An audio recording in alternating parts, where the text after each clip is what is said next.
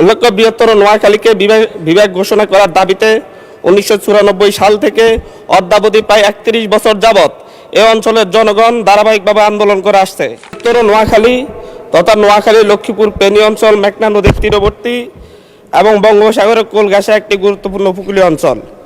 ভৌগোলিক অবস্থান, সমৃদ্ধ ইতিহাস, সাংস্কৃতিক বৈচিত্র্য কারণে এই অঞ্চলে রয়েছে স্বতন্ত্র মর্যাদা ও পরিচিতি।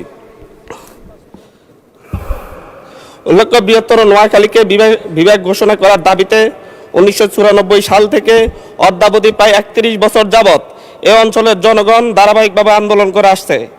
ইতিহাস পর্যালোচনা করলে দেখা যায়, ব্রিটিশ সরকার যখন 1772 সালে মাত্র 18টি জেলা ঘোষণা করে, তখন নোয়াখালী ছিল অন্যতম একটি।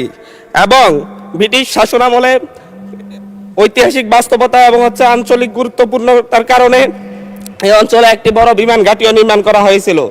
এই অঞ্চলে ভুলুয়া নামক নদীবন্দর ছিল দক্ষিণাঞ্চলের সবচাইতে বড় নদীবন্দর।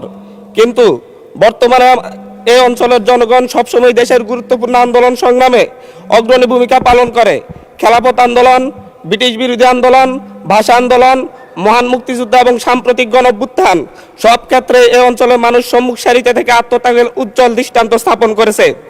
দুঃখজনক হলেও সত্য, রাজনৈতিক নানা কারণে দীর্ঘদিন ধরে এই অঞ্চলটি উন্নয়ন ও প্রশাসনিক দিক থেকে বঞ্চিত হয়ে আসছে। ফলে এখানকার জনগণ বৈষম্যের শিকার। অথচ এই অঞ্চলে বীরশ্রেষ্ঠ রুহুল আমিন, ভাষা শহীদ সালাম, শহীদ সার্জেন্ট জহুরুল হক, প্রখ্যাত চলচ্চিত্রকার নির্মাতা শহীদ জহির রায়হান, বিশিষ্ট বুদ্ধিজীবী শহীদ মুনীর চৌধুরী এবং সাবেক 3 বারের প্রধানমন্ত্রী আপসীন নেত্রী বেগম খালেদা জিয়ার মতো কৃতি সন্তানের জন্ম দিয়েছে এই অঞ্চলটি। এমত অবস্থায় বৃহত্তর নোয়াখালী সামগ্রিক উন্নয়ন এবং